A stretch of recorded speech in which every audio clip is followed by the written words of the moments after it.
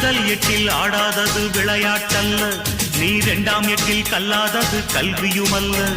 மூன்றாம் எட்டில் செய்யாதது திருமணமல்ல, நீ நாலாம் எட்டில் பெறாதது குழந்தையுமல்ல.